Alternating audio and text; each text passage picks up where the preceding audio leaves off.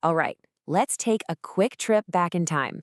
The year is 2000. We're all listening to that dial-up modem sound. Our computers are these giant beige boxes, and there's this huge buzz about the new millennium. And right in the middle of all that, a group of researchers sat down to imagine the future of something we all love, travel. This right here, this is the paper they wrote. It's not just some dry academic text. Honestly, it's a time capsule. It's a blueprint for a world that, back then, they could only dream of, but a world that we're actually starting to live in. And that's the big question, isn't it? Just how close did they get? How much of our present-day reality did they manage to see, all the way from the past? Well, let's dive in, unpack their blueprint, and find out together. Okay, so to really get their solution, first we have to understand the problems they were trying to fix. Because back in the year 2000, even with all this excitement about a newly connected globe, real-world travel was filled with some pretty massive roadblocks. For starters, you had all the personal hurdles. I mean, for most people on the planet, hopping on a plane to another country just wasn't something you did on a whim. It was often completely out of reach because of health issues, a lack of money, precious little vacation time, or even just the idea that it was a luxury for a tiny, privileged slice of the population. And it wasn't just personal stuff. Oh no, there was this whole maze of official red tape. The OECD had identified 41 different restrictions at the time. We're talking about everything from limits on how much currency you could exchange to complicated visa rules and heavy regulations on airlines and hotels. It was a total headache. But the problems went even deeper than just access. The paper highlights another huge issue that was really starting to become impossible to ignore: the environmental cost of tourism itself. And they weren't just guessing, they brought the receipts. The paper pointed to reports showing how pollution could absolutely devastate tourism. One lake resort saw a 50% drop in visitors just from water pollution. A coastal area, same thing, a 50% decrease after an oil spill. The very thing people were traveling to see was being damaged, sometimes by the act of travel itself.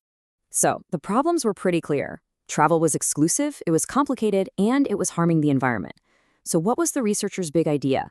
Something radical, ambitious, and incredibly ahead of its time: the virtual cyber tour.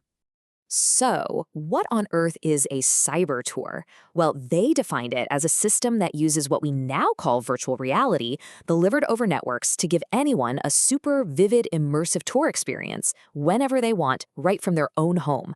It was basically an early sketch of the metaverse. And the beauty of this idea was how it tackled every single one of those problems head on. It could smash through personal and financial barriers, making the world accessible to everybody. It would drastically cut down on the environmental damage from tourism.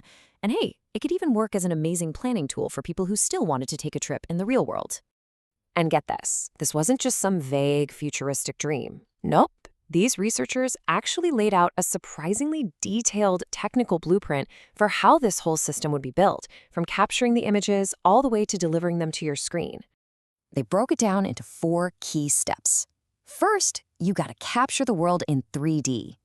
Second, you turn those images into digital data. Third, you organize all that data into a huge, searchable library.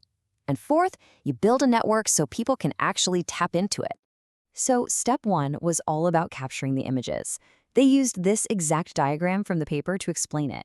You basically use 2 cameras, spaced a bit apart, just like our eyes, to snap 2 slightly different pictures. When you put those images together, your brain creates the illusion of depth. 3D. So once you have those left eye and right eye pictures, the next step was to merge them, digitize them, and store them in this massive database. Think of it like a digital library of the entire world, all neatly categorized by country, by season, even by time of day, so you could search for exactly what you wanted to see. So how would you get to this amazing library? Through the internet, of course. This diagram shows their vision for a whole network. You'd have local databases all feeding into one main database that anybody, anywhere could connect to. I mean, for the year 2000, this is basically a pretty sophisticated vision of cloud computing. And here it is, the final piece of the puzzle. What was it like for the user? They imagined a person, maybe at home or in a group, wearing what they called LCD shutter goggles to see this 3D world. Does that sound familiar? It's pretty much a year 2000 sketch of a MetaQuest or Apple Vision Pro. Absolutely incredible. So they had the problem and they had the blueprint. But honestly, the most fascinating part of this whole paper is when the authors just looked into their crystal ball and predicted the huge impact this technology would have on everything: society, culture, the economy, you name it. They predicted that virtual travel wouldn't just be about seeing the Eiffel Tower from your couch. No, it would open up completely new worlds for us. They wrote that we'd be able to visit places it's physically impossible to go, like the microscopic world, deep underground, or even the bottom of the ocean. They also knew this would be a huge economic engine. They explicitly predicted that brand new industries would pop up just to build VR systems, to create all this digital content, and to develop the advanced screens to view it on. They basically foresaw the rise of today's VR industry and the whole creator economy. But of all the things they predicted, there is one single sentence that is just so specific, so shockingly on the money, it's almost spooky. They predicted that advanced countries would be developing mass media materials like three-dimensional TV by 2020.